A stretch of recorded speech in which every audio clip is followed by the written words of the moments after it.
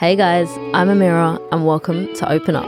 This is your communication podcast and I am your host, also known as the communication expert. I'm your podcast host, your life coach, and also a speaker. Each and every single week, I'm going to be bringing you conversations to help you level up the way that you communicate, whether that's with yourself or in your relationships. Through each conversation, you're going to leave with food for thought, skills that you didn't know you needed, and ways to develop your relationships. So join me here as you learn the lessons that you didn't get to learn at school. Pull up a seat and join us as we open up. Today's guest is Maria. She is the designer and founder of Maria Tibblin Limited, which is a medical and health interior design firm. She has spent most of her life really working on supporting sustainable health and well-being. Today's episode is a beautiful one. Today, we discuss how Maria actually carved out a very interesting niche, the power of visualization and why you do actually need it in your life, and also how compassion is helping her make her next move in this chapter of her life. I promise you, you are going to walk away with a whole lot of inspiration, insight, and food for thought. I'm looking forward to you joining us for this conversation. Maria, welcome. Welcome. I mean, I'm excited. I think I might sound like a broken record because I get excited for every guest episode, but you are somebody that inspires me and that I admire, and I often say that. I don't know what that says about me. And I'm so looking forward to this conversation where I feel like we're going to unpack the layers of who you are, your journey, and I just know from our previous conversations, you leave me with so much food for thought. So thank you for being here. Thank you for having me. I'm happy to be here. So I want to start with, I guess, probably the area of your life that has probably played a big part of your life, and also what you are renowned and credible in and what you're known for. And that's in terms of you as an interior designer and how you came to be as credible as you are and incredible at what you do, but also your blend of, I'm going to say, your medical history as well, and how these two worlds came together. So give us a little bit of background in terms of how you merged the two together. Okay, I'm happy to. So actually, originally, I'm a registered nurse. I'm from Sweden and I studied there and I trained there. And then I moved away from Sweden quite early on and I worked a couple of years as a nurse at the emergency ward in Switzerland at a university hospital. And I just felt I wanted to dig deeper into medical knowledge. And I was especially interested in preventative health and medicine and well-being already then. And so I continued to study and took a master in public health. Lovely. And yes, very interesting. And I worked, I would say, 20 years about within the pharmaceutical industry, but also in the with preventative health and medicine and clinical research. So quite a broad experience over many years. Yeah. And then there was a pivotal moment in my life, privately, we can talk about that later, that kind of forced me to change career, I would say, because I couldn't be on the road traveling because I had two small daughters. We will probably talk about that later. Yeah. And I had to kind of look into myself. How can I make my life kind of balanced and work sustainable with my private life? Yeah. And that's where I really looked into myself. Okay, so what can I do? How can I do that? And I actually had a coach who guided me.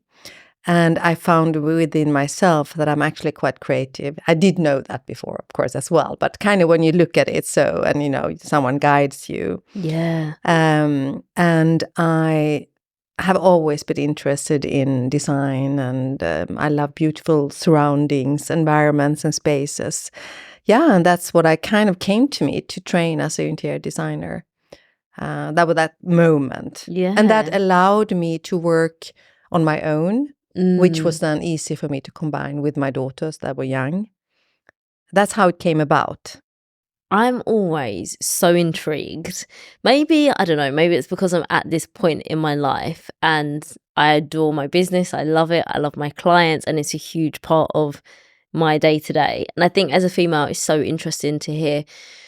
There's a few pieces. One, in terms of how you transitioned. I mean, I'm a big fan that a coach helped you, but it is, and I love when you said, it's not that I didn't know I was creative. I did know that, but actually I'm going to put words in your mouth here, but it sounds like you had the space to give that time to actually say, oh, actually it's a bit more than I'm creative, or I'm good at this, or I've got a good eye, that actually is something I enjoy. And this is also going to give me a lot of what I need in terms of family, in terms of how I am as a mum, in terms of being able to work on my own. And I do love, I'm biased, aren't I? I'm so biased. Of course, it's a coach, because I just think as well, like having a coach or having somebody, whoever it is, it's giving you that eye, or getting you to look closer at something that maybe it's there, but maybe you haven't had enough time to think about it. Maybe you haven't had enough space to process and actually think, is this something I could entertain? So I think I'm also in awe in terms of, and we will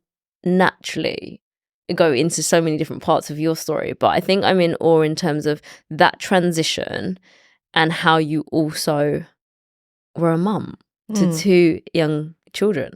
So at that point, when you transitioned and you made the decision and you've worked through with a coach and you've realized, I think it's going to be interior design, like this is what I'm good at. What did life look like being mum and creating a new career in a new industry? Well, that was not so easy. But the training in itself took about a year, so that was okay. But what was more difficult was actually at my age, because this was later in my life, to do an internship. That was not so easy. And then I had to have help with my daughters, because they were full-time in school, but they came home in the afternoon when I was at work. So of course I needed some help from outside, because we lived in London then. I don't have any family here. But I want to go back a little bit, because something that's really important for me, and that is why interior design. There could also have been other creative professions, of course, but I have, through my own life, found that space and environment has always been very important for myself, to feel comfort, happiness, and to heal, actually. So, and that's something that really appealed to me when I trained as an interior designer, where I wanted to head, and to combine my background in healthcare and medicine. So that was quite unique, and I actually I felt very satisfied to also be able to use my knowledge and experience that was not lost. So that was something that actually appealed very much to me, and I felt fulfilled with that in a way. I adore that as well, because I know from when we look back at you leaving Sweden, and you saying, even from such an early age, when you were registered as a nurse, you said, there was something in me to like explore further, and you studied so much. And I feel like your extent of your knowledge, I constantly learn when I talk to you. But then this piece around actually your space, and I think again, like another, I want to say undertone of well-being coming through in your life. And actually, I think sometimes we underestimate like the power of our space and the power of our environment. And it's really interesting to hear you say, I knew I was creative, but actually working through with this coach then drew this out, and why it was interior design. And I'm thinking about myself as you're describing your story. And it's interesting because my listeners will have heard me say this so many times, but for so much of my adult life, I always said I wasn't creative, which everybody laughs now. So like, you run a business, that's pretty creative. And it's always your narratives and your stories. But it's so interesting because creative is such a huge umbrella. And actually, the one thing I want to say that I really resonate with is the importance of space for like your health and your well-being. And I say I grew up in quite like a cluttered house, a very like mix match one. And you probably walk into my home now and people are like, they describe it as a show home, which I don't mind. I always say with really good energy. But my intention when I designed it, I say I designed it, but let's use that very loosely, okay? But just in terms of, I wanted it to feel like a hotel. Yes. I wanted it to have like this luxury feel. And when you talk about what that space meant for you in terms of your well-being, I just really resonated with it, because I know I probably drive my partner mad, but when our space isn't like clear or clutter free, like I really notice the impact it has on me and how I show up, and maybe slightly differently because we both work a lot from home. But it was just like the importance of space and ensuring that that space honors you and what you need. And for me, I'm like, gets the clutter out. But for some other people, I'm sure they look at my house and probably like, oh, it's super bland and we'd love color in it. But whatever it is, just being able to honor that for you. Yes. And I wasn't really aware of it until I trained as a designer. I was aware how it made me feel before. Yeah. But I wasn't aware of really creating that space with purpose. I just did it naturally. But then as a trained designer, it was a purpose behind it. And I realized, wow, I have actually lived it because I needed it. So that awareness was quite satisfying. Yeah. And to know that you, I'm going to use this word here, to some extent intuitively did it. Yeah. And actually it brought you peace or it brought you comfort or whatever those emotions are, because I'm putting words in your mouth. And then I always say you did it, you knew. Yeah. And then you added the qualification, which kind of cements it and maybe gave you a framework or allowed you to be intentional to do it in other spaces. Yes. But the fact that you already did it. Yeah. And also my practice, my interior design practice, I always focus on all our senses with touch and scent and hearing and visual and taste. And that is also something I've been practicing all my life. My daughter's always, there's always candles, flowers, some music in the background, there's a good scent. So this is just how I lived. But I realized as a designer that not everybody sees it, not everybody are aware of it, not everybody uses it in their spaces. Yeah. So that became my signum for my design practice. So when you had your design practice, and we will most definitely come back to motherhood, okay? Because we're just going to float. Yeah, we did float a little bit there, sorry. No, I said we're going to float. Exactly. So no, you're not allowed to apologize when it's your episode, okay? Because I love it though. And I know that you are one of my guests that has so many different facets to you, and so I want to explore as many as I can today, and I really want to show that because I love it, and I think there's so many layers to that. I'm like, tell me more. But when we take it back to you having your design practice, how did you go about combining your experience in the medical industry with your design practice? Was it intentional? Was it an accident? How did those two worlds merge? I think it grew on me. So it was initially not intentional, actually. Okay. But when I think when people are starting, I think I started to read about, well-being and environment, space, how important it is. And then I realized that I actually have that expertise and knowledge. Yeah. So it was kind of an awakening. Actually, this is something that I need to niche myself in. And then I also had my first clinic that I actually designed here on Fulham Road, and just down the road here. This is a full circle moment. Yes, it is. It is actually. And so it probably was a journey that grew upon me somehow, and I realized that I actually have this knowledge, and I will make it my signum, or like your signature. And my signature. But also I remember when I was working as a nurse, the one thing that I really liked was I'm a compassionate person, and that compassion towards the patients, and that maybe the patient, I worked at the emergency ward, that's the first time that they're coming maybe to a hospital, they're frightened and, scared and hurt or in pain. Yeah. And I realized how much it can give a patient, comforting them from me, but also through the environment. Yeah. That it could be maybe the colors and the lighting and the quality of the materials and all these things can help a patient feel more relaxed or calm or comforting. I adore this, and especially when you most definitely are compassionate, and it also links into when we kind of get to where you're at now, because I feel like that's kind of a thread that follows through in everything that you do.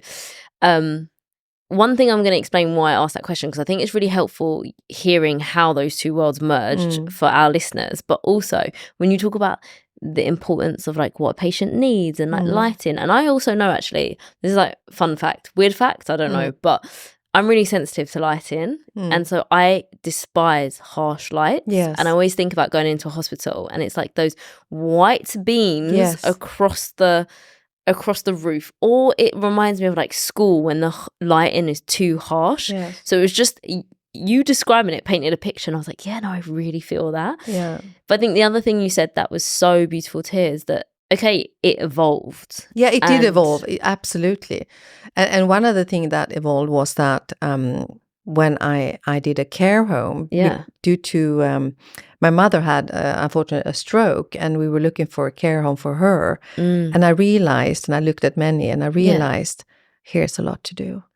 And elderly people, if they're just old or also unwell, they've lived a whole life, and there are a lot of stories to tell, and there's a lot that we can do for sick and elderly to help them, with memories through music or reading or visual or smell. But touch is the most important one. Touching something soft can be comforting. So that's also through a personal experience that I got into care homes. I really value the importance of that, because I think sometimes, and I see this with my clients, or if somebody's going to message me and ask me, that sometimes I think we're trying to find like the thing that we want to do or our purpose. And I do talk a lot in terms of when we're talking about purpose, it doesn't have to be attached, guys, to your job and what you do. Like, your purpose can take on so many different forms, but I love you sharing the evolution, that's the word I'm looking for, because so many personal experiences, and then even as well another touch point with mum and with looking for care homes, and you're actually thinking, wait, there's something else here that we haven't touched on yet. And I think that came through, I'm going to speak on your behalf here, okay, but that came through by you doing, by you constantly moving forward or taking a step or getting curious. And it wasn't that perhaps 30 years ago you could have mapped that out and said, well, this is what I'm going to do, this is how I'm going to get there. And sometimes I think there's so much power in that, because you don't always know what you're going to do, but you might know the next thing, so do that. And if it doesn't work out, it's okay, because that's going to open a different door, or you'll figure out what you don't want. And I think that I talk about it as well. I spent so long in my corporate career, and I loved it, as much as there's also some lows. I loved it.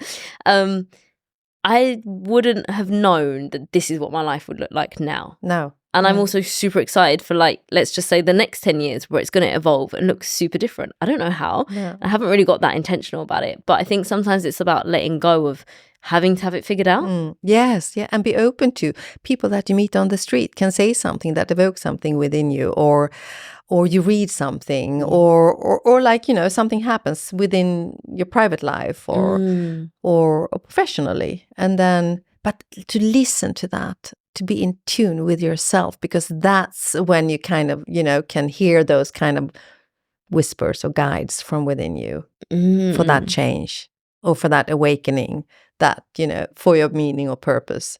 Definitely. Do you think that you've always been good at listening to those moments or those little whispers? No. No, I haven't. I've always had them. Okay. I've always had them. Yeah. And there have been moments where when I've listened to them and then put them in a drawer. So no, I have not always been good at that. But one thing that I've done, though, which might be helpful for someone else, is I've been sometimes talking to myself in the mirror. Please tell me more. I'm a very big fan. And because then you see yourself. It's really, you're mirroring yourself, you're talking to yourself. And that has been a help sometimes. Because also, that I've been writing about bathrooms and toilets, because I think it's a super important space also for our bowel health. Yes. But anyway, in the bathroom, that's about the only space where you are allowed to be by yourself. That integrity and privacy. So that's a good space to talk to yourself. I've done that, yes. So I'm smiling so much because I always use the word encourage, but I'm sure my clients would be like, Amira, you force us. Because I encourage my clients to create this dialogue with themselves. And I always say the relationship you have with yourself is the most important relationship. It sets the tone for every other relationship in your life. And we've got this internal dialogue. We've got this chatter. So actually harness it. Learn how to talk to yourself. And especially when that like critical voice or that mean voice chimes in, talk to yourself. Yeah. Because also it's a way of you being able to create distance from it. Yeah. And sometimes as well, it's interesting you said about the bathroom. I'm going to say two things here. One, I say to my clients, if we've got affirmations, which I'm not going to go into now, but I'll just say rather than an affirmation, which is a positive statement. So I'm rich. I don't know why I always use that one, but let's go with that. An affirmation is where you turn it into a positive question. And one of my clients said to me the other day, why would you phrase it as a question? And often we are going throughout our day with this conversation internally where we ask ourselves a lot of disempowering questions. And subconsciously, you're going to go and your brain will find evidence to find that answer, whether you're aware of that or not. So actually, by shifting that to positive questions, which are affirmations, you could say, why am I capable of earning so much money? Your brain has to subconsciously be like, yeah, why is that possible for me? And it's so much more empowering. So anyway, that's a bit of a side note. No, but it's really because I had that conversation with some coaching colleagues yesterday. We're going into that, but actually we were talking about pricing. And women in general are less good at price themselves than men. I would just state that. I don't want to prove anything now, but I think it's a general statement that I personally think. So it's not, I'm not proving anything here. Yes. But I just felt very strongly, okay, so to price yourself rightly, it's also for yourself, your own value, and the value that you're showing to others, what you are worth. So it's actually both your internal value of yourself, but also towards the other, that, you know, how much is she valuing herself? Yeah. And I think those two are really important when you set your price. I'm smiling so much because you don't know this, but I think I did a very short story this morning on Instagram, and it's about that. And it's because this morning I've had a conversation with somebody around their pricing, and they're not a coach, so it's not in that industry. And they were going backwards and forwards, and they're like, I don't know what my price should be, and really humming and hawing about it. And to be fair, we were talking about it in a slightly different context, but I think this point is so important in terms of your internal value. And often I am going to back you up on this point in terms, because I really try not to talk about gender, but for this most definitely. As females, we will tend to underprice ourselves because we tend to undervalue ourselves, or we'll feel like we need to have all of the knowledge. Also looking at my business manager, because I feel like we have constant conversations about pricing and your value. But actually, sometimes you're going to have, for example, an off day and not feel at your best. That isn't a reason, because you're not feeling at your optimum, to shift your pricing or to question what you do. And I think as females, we inherently link the two, which can be incredibly unhelpful. And even today, when I was talking to somebody this morning, they were like, and they were trying to negotiate what their rate was going to be. And they said, well, what about if they come back and say no? I was like, okay, well, how important is it to you? Is it something that you're willing to negotiate? And I always say as well, like, it doesn't have to be like one rule, especially as well, more with coaching, I guess, but also depending what your industry is or what business, right? But sometimes as well, you might take a job that's lower than your rate, but there's a different reason why you take it. So I think that's just like an integral point in terms of valuing yourself and pricing, because I feel like it's such a sticking point, but especially for women. Especially for women. So I really love when you shared the example around talking to yourself, because it's so incredibly important. And all I was going to add was to say, with my clients, I say, I want you to have like your visual cues, whether it's us reframing your negative dialogue, whether it's your affirmations, whether it's your mantras. And I always say, as an example, go and write them on your mirror, your bathroom mirror, because you have to brush your teeth every day. I hope you do. If you don't, dirty. Okay. So it encourages that. And it's really interesting when you talked about that space being like usually one of the most private spaces, because I always say I take the longest showers. My partner's like, what are you doing in the shower? But it's because it's my thinking space. Yes, exactly. Me too. And I sometimes run out of the shower with my towel around because I have to run out and write something down that I thought of. So there's something as well, I think, that's linked to like the running of water. Yeah. And your flow of ideas. Yes. I've read something on it. I can't really? actually, I can't expand on it because I can't remember right now. But I remember, and I think since I learned that, I was like, oh yeah, this is where my greatest ideas come to me. Same here. So, and I'm like, we need to capture that. Exactly. Yes. That's why I think also bathroom, it's really an important space for us to create also design in the right way. Yes. Yeah. Actually. And I did look a little bit at Japanese bathrooms, and I wrote a blog about that, for example, that if you have the possibility to have a window to look out to nature, it could be quite calming, and not to have it, we all, tend to do so glossy and quite cold, even if, one can think it looks, nice and all that, but it's not very calming if we're talking for bowel health, for example. I'm not going into that. But also the Japanese also designed that they have a window down the floor where you can, the gaze is more down than upwards. That's quite interesting. It's a natural position. So you don't know this, because I was going to say I'm more than happy to open the convo, and I'm not an expert on it, but I also have like really bad IBS, and it's always like flared up with stress more than anything at all. Yes. And so you're so right in terms of like going for like a glossy look and actually what's grounding and what's calming. Yeah. And I think it's important because in terms of how you show up in the world, it's your well-being, it's like the impact you have with your relationships, and actually it's your day-to-day. And I think sometimes it's all the other aspects that when things aren't going well, we forget to think about. But definitely in terms of like natural positioning, in terms of like what's grounding, out materials, light, and we talk a lot about gut health nowadays, right? So much in media, and but not so many people talk about bathroom design from a more well-being perspective. It's more design perspective. So I think that's an aspect where we could, work more towards.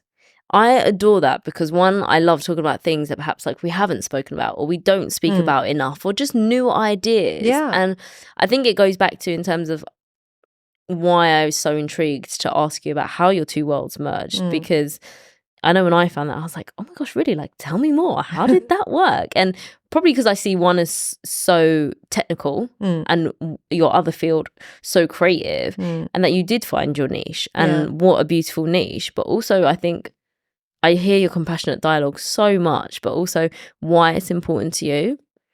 And it makes so much sense when you tell me. I'm like, yeah, I don't think there would be another niche for you in that area. Like, it makes so much sense. And I think it's just a beautiful way to add value and add context when we talk about well-being and we talk about your relationships, because sometimes we don't actually think holistically about it. No. It's like, and it's genuinely an interest. I mean, I read every day. Just to, just educate myself all the time because I'm interested in it. No one tells me or force me to do it. That's quite nice. Well, yeah, it's nice. So I know you touched on a couple of pivotal moments in your life.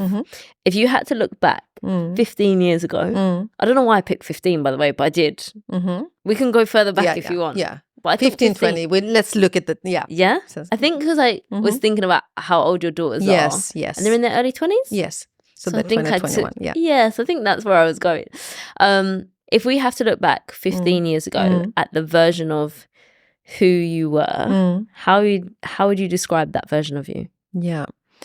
I think I was living I was not as aware as I am now. I was not taking the time to be still. Okay, my daughters were of course younger, so I couldn't be that much still. It was much more on just living the day and planning the day with my girls, with work, and so it was more action in my day. Maybe now I have the time, or I take the time to be more still. And that's something that I really value now. So, and also, let me just, I have to think a little bit. That's okay. I didn't listen to my inner voice as I do now. That's a big difference. I think that's the biggest difference, that I didn't really listen inwards as much as I do now. So the fact that that's quite like a clear distinction, I would say, yeah. I want to ask, what shifted that? Like, and I know that there's probably more than one moment, but knowing that like the version of you 15 to 20 years ago, you had your inner voice there, you had that intuition, but less willing perhaps to listen to it, whereas now it feels like it's something you really embody. Yes. What lessons did you have to learn, to be able to tune into that? Yes, and I think probably as life comes around, when my daughters grew a little bit older, and I'm living by myself, so I'm single.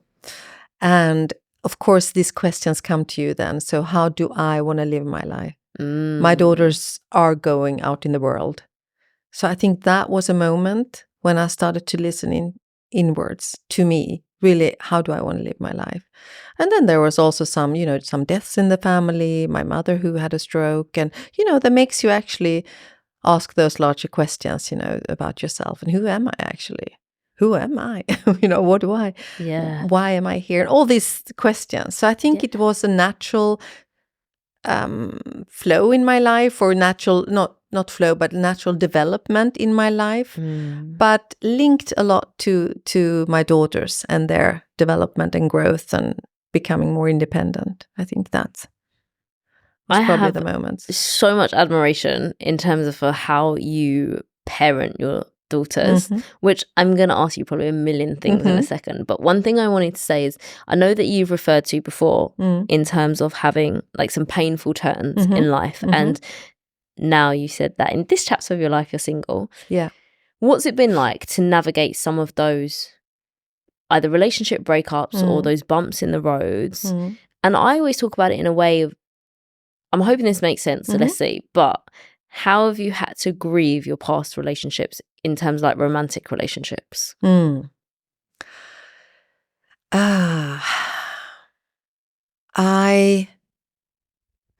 takes time. That's one thing. And I've also asked for help, actually, professional help, psychological professional help, to guide me, to have someone that listens to you. Also, like we have a conversation here. Sometimes it's easier when someone asks you questions, because it makes you feel and think. Yeah. And grieving is very complex. Because it's not always one-sided. And I still work on that within, I must say. In terms of my life, I mean, I lost my father, my daughter's father, 20 years ago, so it's a long time.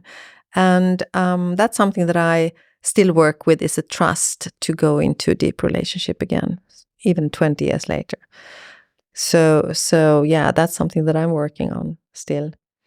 I don't know if that was the question, but we can talk back and forth a little bit, right? I wanted to say thank you, first of all, for sharing, because I know that, one, I love when you said, Amira, even like conversations where somebody asks you question, and I know as we talk about later on what you do now, or what you're going to do now, or another kind of string to your bow, but the power of questions. And I think even one of my clients the other day turned around and said something really similar, and was like, you're making me think, like I haven't had to think about that. And then goes back to your point as well around that, like the stillness. Yes. So first of all, I want to say thank you for sharing, because I know that I probably sit in like deep, raw conversations all the time, and I'm very here for it. It's why we have this podcast. But it's also like your experience and what you've gone through. And like you said, there's still pieces where you're working on, or it's a continuous journey. So my first thing is to say thank you for sharing, because I value and I appreciate that.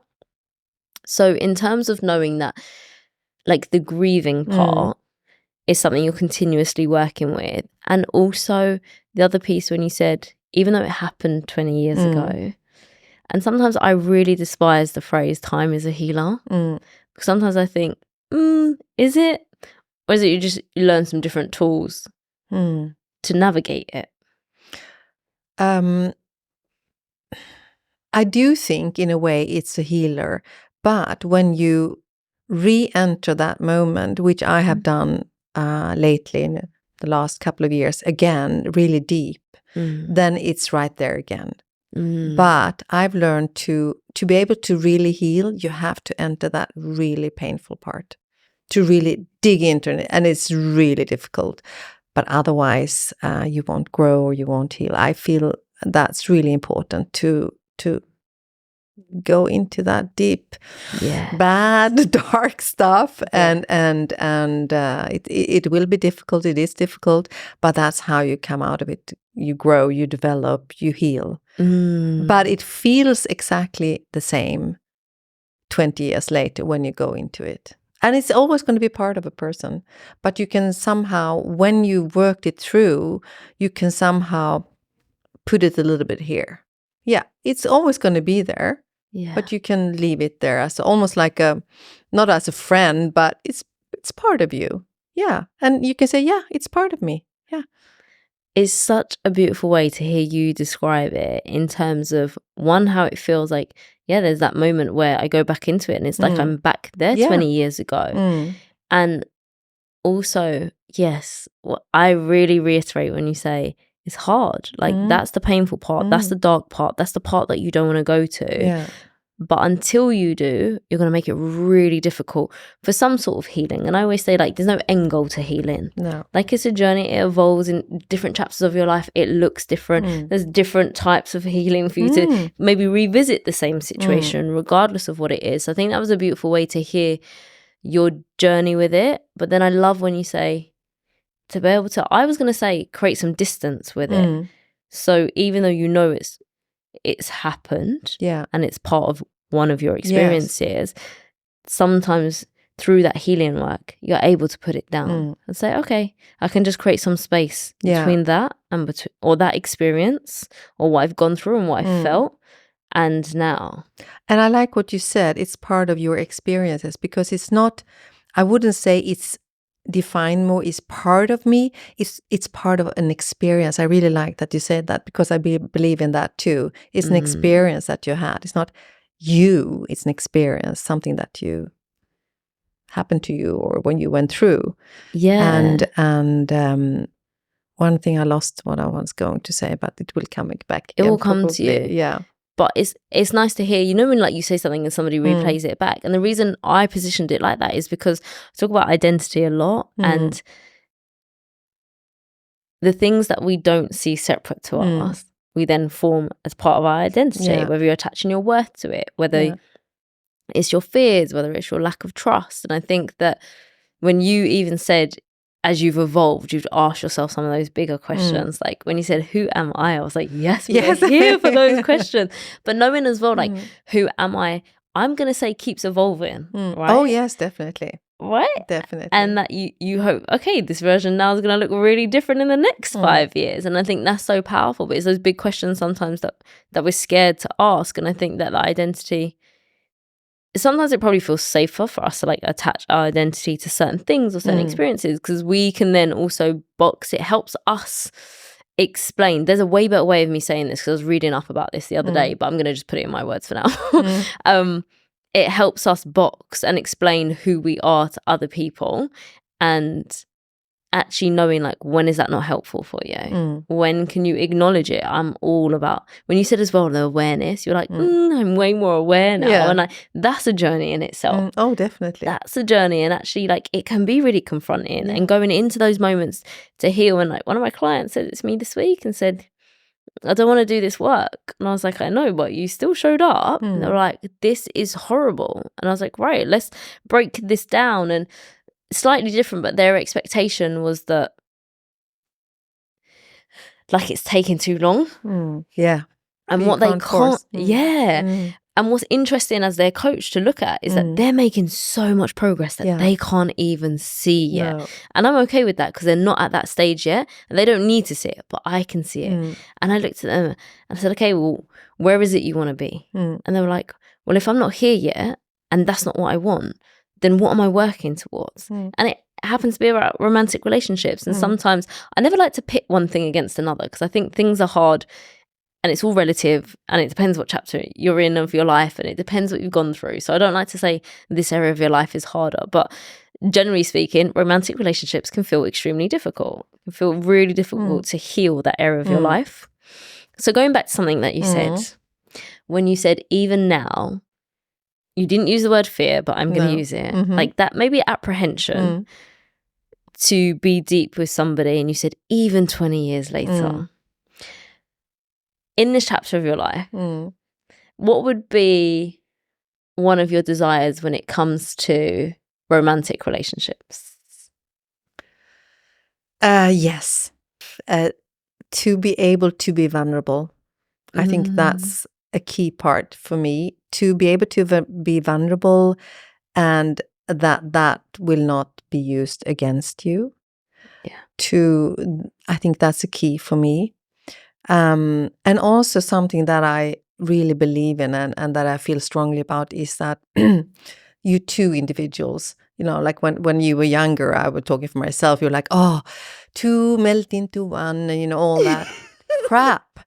Yes. For me, no, it's I agree with you. You're always your own individual. That's how I also raised my children. And when two people meet, they're still two individuals. And Khalil Gibran, who I love, he has written that very nicely in one of his poems, and I really strongly believe in that. So for me, a romantic relationship would be that we would respect each other and have that, show that integrity, or have that integrity in our own individuality, but to be able to be vulnerable and hold each other when needed, but support each other when needed. And also, I think, when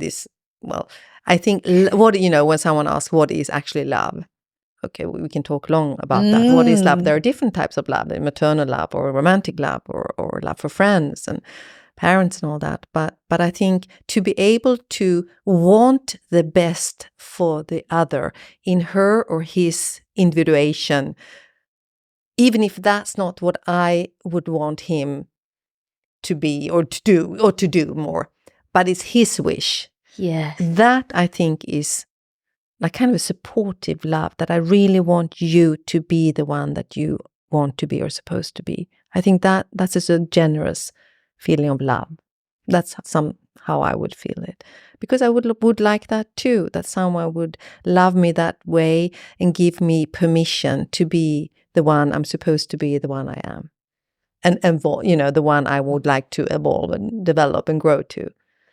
I don't even want to add anything because you have just said it so eloquently, and I just know it's going to resonate with so many people.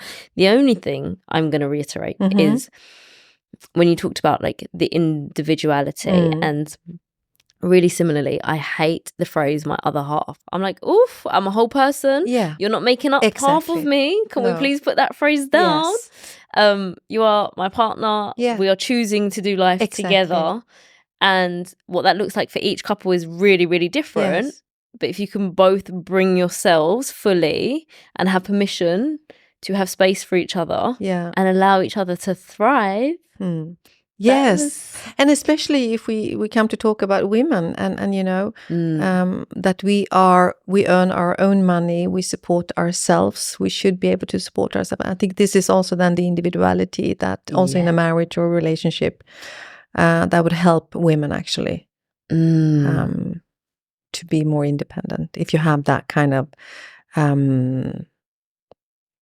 feeling or insight or how we should say it. Yeah, definitely. And I know as well, when we talk about it in terms of like from a female perspective, I always say as well, like generationally it's really important to kind of weave that piece in as well, in terms of when we do talk about gender and how females' roles have evolved, especially when it comes down to earning, and when we talk about your value being inherently attached to like what you're charging. And also, it wasn't that long ago that women didn't work. No. So from a generational point of view, it's still new if you look at actually the world of working. So I know that is a very deep conversation that we can get into, but I want to say that I appreciate your openness, and I also look forward to like seeing you grow in that area of your life, because I value you as a female, and I also think it would be beautiful for somebody else to value you in your love life when that happens, if that happens, how it happens. So just thank you, because I feel that was beautiful and insightful, and I know that there's lots of context around that for you as well, and why the vulnerability piece can feel difficult. Yes.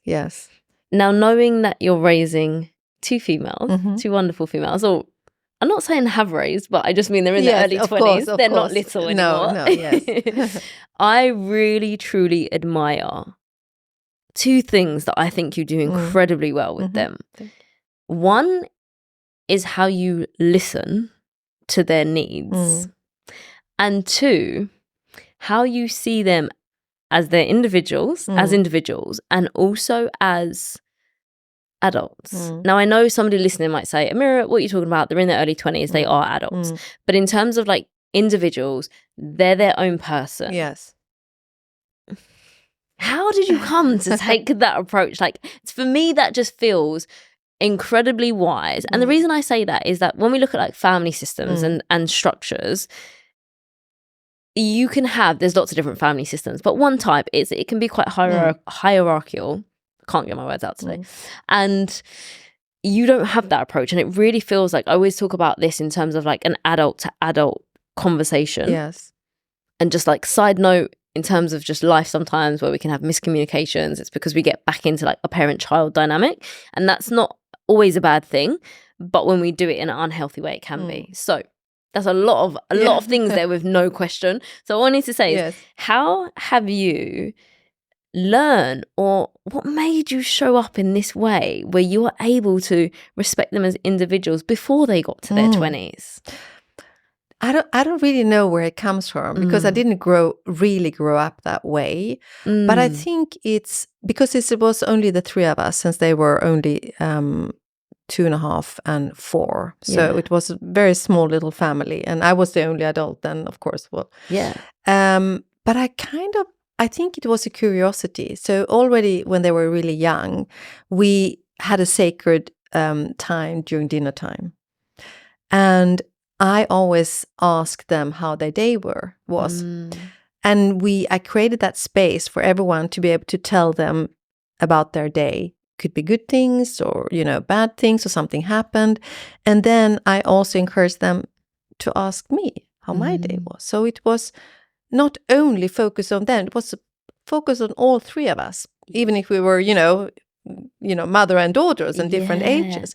So that was kind of something that I created, or how you should say it, and we still do it.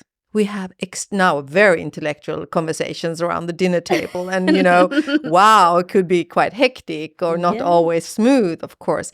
But one thing that I've learned now, when they become older, and when they during their years at university, I realize how much knowledge they have, and they see things from a different perspective than I do. They're a different generation, of course. Yeah. And so I learned from them as they learn from me. And we have created a respect for each other. So we've learned early on to listen to each other, respect what the other one says, even if we don't agree. And sometimes I can laugh and say, well, anyway, I'm a different generation. This is my point of view. And they laugh. And I can laugh at myself. But I think it's this, relationship with listening, respecting, and also curiosity. I'm really interested to how does a 20-year-old see the world? Yeah. Through, their lens. Yeah. I can learn so much. And I'm still guiding them, of course. Yeah. Because I do have more life experience, of course. Yeah, naturally. Over the years. And so I think that's probably, and also one thing that I talked about relationships, with romantic relationships, I also see them as individuals. I mean, early on, they're very different. I mean, the two of them. Yeah. Very loving, but extremely different. And that also helped me to see them as individuals, because they were so different. They had different needs, and they still do, very different needs. One would like more to, stay in London and have children early. The other one wants to, travel the world and, oh no, just be free and fly. Yeah. So that helps me also to see them as individuals, and they respect this phase in my life, and they see that's also quite interesting what I'm doing now, even in my age, that I'm changing and evolving and developing. So it's quite. I just think it's fascinating. I think it's I think you really nailed it when you said as well, like, you genuinely are curious, and I think we will literally talk about the chapter and phase that you're in now, because I think this is something that I think the thing that you role model so well that I love is that you constantly are evolving. You're constantly learning, and I think that comes down to your curiosity, but you're genuinely interested. Before I go there, I also wanted to say, did one of your girls just graduate? Yes. I wanted to say congratulations. Oh, thank you so much. Yeah. What did she graduate in? Yeah, she had a master in behavioral economics from LSE. Incredible. Yeah, it's very interesting. Very, very interesting. Absolutely. Now she's off to Paris. Yeah. And is she the one that wants to travel? Yes. She will fly. I am rooting for her. I'm rooting and for both of one them. thing that I visualize things very much, and very, throughout my life. And I usually don't. Sometimes I write it down, or sometimes I just have it within me. Yes. But I've seen her on a global stage, and I would sit in the audience and listen. And that's something that I just visualize. Yeah, I just visualize it somewhere. And she's been a global speaker early on, so it's some, but she's now flying, and I'm so happy for her. But it's also separation, of course. It's also, I mean, we're not just always happy and smooth. Of course, it's normal life. We have arguments as well, of course, that every parents and every family have. Yeah, naturally.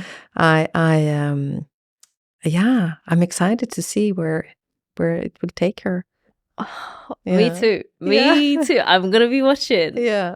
So going back to in terms of your curiosity and like the evolving and the changing piece, you've also very recently qualified as a coach. And I know that's something we've touched on probably throughout this whole entire episode is women, and whether it's pricing, whether it's relationships, whether it's motherhood. I feel like hopefully a really empowering, inspiring episode.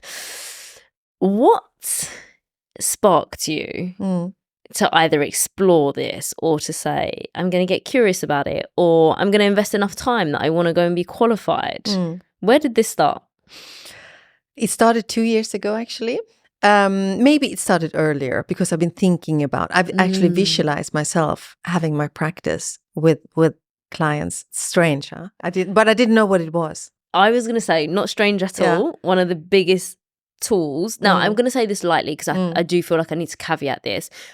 I'm one of the biggest fans of visualization. I always say, if you look at athletes, if you look at high performance people, however you want to define that, lots of them use the tool of visualization, and it really helps retrain your like self-belief muscle. Yeah. And you embody it and you experience it before you actually have. And so you're constantly guiding yourself to that point, and you'll do this multiple times. So I absolutely love it. So even when you say, and when you talk about your daughter, you're like, no, I can like see her. I just know I'm in the audience. Yes. I really resonate with that. But it's also because I'm super visual. Yeah. And really similarly, I've always been able to visualize. Yeah. When I work with my clients, and if it's something that doesn't come as naturally, it's just something you have to learn a little bit more. And also, as much as I will like back this up and advocate, I also just want to caveat and say to anybody listening, if you feel that you've tried and it doesn't work for you, one, I want to say try a different way of doing it, but also there's lots of tools out there that can help you do that. But it's beautiful to hear how you are using it and have always used it. Yes. Because I'm a really, really big believer in terms of, well, for me, and this goes back to, I think, even when you talked about interior designing and your different senses, for me, when I visualize, I can feel. Yes. Oh, yes, definitely. And then once you connect to the feeling, it's a huge, huge part of you bringing that into fruition. Yeah. No, definitely. So I did visualize it, but I didn't know really, what is it? And then about 2 years ago, I started my personal psychoanalysis with Jungian analysis. And then you dig deep in to yourself. And not only did I'm still doing that work, but also prompted me to read more about Carl Jung, which I did already in my 30s. So it's been an ongoing interest. Yes. And the more I read, and I, took some courses just for myself, for my own interest. And then I stumbled on a Jungian coaching training or certificate course, and I thought, maybe, okay, I apply. Didn't tell anyone. No, no, just. And I didn't get into the January cohort, and I thought, okay, I would try one more time. If it's not get in, then it was not that. Yeah. So, but I did. And also reflectively looking at it, January was not a good time for me anyway, because it was a lot of other things happening in my life. So it would not have been the perfect timing. So, say thank you. I see now. Yes. I didn't know spring that. was better. Yeah. Spring was better. And it's been a really profound training alongside my own analysis. So it's been really amazing and profound and rewarding and very right for me. And I have done quite a lot of training clients during the training and supervision, mainly women actually. It just was how it came to me. Okay. And I'm not only doing women, of course, but sometimes it just happens naturally. Yes. And so now this is my new path, new endeavor. I will integrate design as well, because I did also with my clients already that I've had so far, a little bit in terms of well-being and mental health and energy-wise or healing or what. But I can't say, Amira, it's so right for me, and I really, really, I feel fulfilled, and I feel compassionate, and I feel, it's right for me. It literally makes me feel so emotional. Yes, and I was like, I literally feel it. It really does. And Carl Jung, for me, the way his analytical psychology is based on, I also do a special dream tending course over a whole year. So I do work a lot with dreams, which I think is fascinating. I work with my own dreams as well, and an active imagination, which is truly fascinating. Like you also mentioned about some clients that are maybe having difficulties to imagine something or visualize something. So Carl Jung also do a lot of active imagination as in his philosophy or psychology. And our unconscious, personal, collective unconscious, but also a lot of myths and archetypes and fairy tales. So it's so rich. For me, it resonates with me. And there are different ways of working, of course. But I think it has to resonate with you, with what you're doing. And that resonates very much to me. And so I'm right. I'm totally right now. That feels so powerful as well when you said like it's right for me. Yeah. And I also say, whether we're talking about coaching or any industry, there's lots of people that do what they do. Yes. But we need that because everyone's got a different approach, a different thing that kind of grounds them or that they connect with. And therefore that's going to attract the type of clients that you want to work with and vice versa. So I think that's incredibly powerful, because I think sometimes we forget that, and actually we need that. Like the world needs a bit more of that. Yeah, and this genuine and authenticity. And I feel that I am in this work because it resonates with me. And I hope that can then bring that to my clients as well. I don't know if this is a big question, but let's go for it. So what's the vision as you move into like this next chapter of your life? Ooh.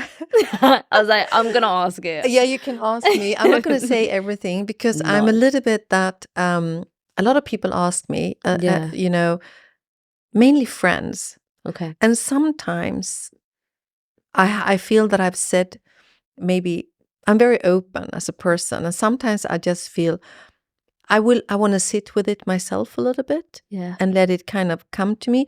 But I visualize, of course, let me say next year, I can say it to establish myself as a coach. Lovely. Here internationally, I'm mainly clients so far I've had actually in the US. Lovely. But I want to establish myself here.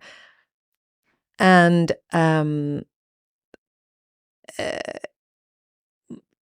I think I will wait to say the other things because I have a few things. I will be vocal also about women and empowering women's health, raising your voice, and also I am exploring to continue training to a Jungian analyst myself. I'm exploring it. I'm not saying, I'm exploring it because it's a very profound commitment. But we'll see. We'll see. That's how I want to leave it. We'll see. I like this. And I think there's no harm at all in terms of sitting with something. And also when you said, we'll see. Yeah. I also want to say to anybody listening as well, like you have full permission to like change your vision and evolve. Yes. And sometimes you think you want something, then you explore it or you do it and you think, oh gosh, no, like that is not for me. So I'm just going to let you know that I am very excited about what is on the horizon. And even for you to declare and put it out there in terms of your coaching and you building and establishing yourself next year, I have no doubt at all that is definitely what you're going to be doing. So I'm looking forward to also everything else that is going to follow from that as well. Thank you. Okay, so with every single guest, to wrap up an episode, I ask everybody 3 questions. Yes. So, first question, you can either share your favourite quote or I say food for thought, which is going to make our beautiful listeners reflect. Okay, so I would say something that I've talked about is to listen to that inner voice or the inner whispers that we can call our intuition. Yeah. Because usually that is right. That is something that I also said, 15 years ago, I didn't listen as much as I do now. I think that is something that's I would like to share. I adore that. I have to literally stop myself talking at this point because otherwise I start a whole new episode. Yeah. Okay, wonderful. What would be a practical tip that people could go and implement into their life after this episode? It is actually quite similar what I said before to listen inwards and not be afraid of that. To take a moment of still. I mean, I know we talk a lot about that on social media and all that, to be awareness and be still. But it is actually important to be still for a while. Daydream. Don't be afraid to daydream, because there a lot of creativity can come. Because I was going to ask you, give us a way that you want to encourage people to like be still, and I think you literally just did. Yeah. So guys, if you're not daydreaming, go and do it. Yes. And I think I reflected this year and I realized I didn't daydream big enough. Sit out and look at the window, just like like an old person sitting and looking at the street. Do it. Yeah. And just dream, because there's a lot there. Oh, beautiful. Okay, and last but not least, a resource or a podcast or an episode or a person that you want to share that inspires you and how you get your creativity. Yeah, I thought a little bit about that. And I don't have one person, I don't have one book or one pivotal moment or anything like that. I think that, no, I don't think. For me, it has been when I read, so literature or listen to a piece of music, that could be just a line, a sentence that evokes something in me that helps me grow or develop. And also listening to music, something happens within us when we listen to music. And that can, put some creativity or transformation or growth within me. So I would say, the voice in literature and the tones in music, that is something that really has helped me and helps me today as well to grow. Yes. What an incredible answer. The only thing I will add is I truly hear you when you say about music. And I said this before we recorded, I had a good cry this week and I was able to release the emotion because I was listening to music and I was like, oh, didn't know I needed that. So I really second that. Maria, I would like to say the biggest thank you. Thank you. I am so excited for what is to come next for you. And it is an absolute joy and inspiration to watch you. Thank you so much for having me. May I say one thing? Oh, of course. Because I forgot before. No, I didn't forget it, but I kind of, hesitated. Yeah. But I would like to say that I am also writing my biography. And if I may say... Oh, please. Yeah. I wasn't sure how top secret it was. Yeah, and I was like, it's not so top. I am writing it, but I don't know when it will be published. And from there on, we will see what that will bring me and others. I am looking forward to that more than you know. Thank you. Thank you for having me. It was a great pleasure. Likewise. Thanks. Guys, thanks for joining us for another conversation this week. You know the deal by now, so please hit subscribe, leave a review. Don't forget to share this with a friend. And if you want to come and hang out with me, then click Instagram. You'll find me at _communication expert.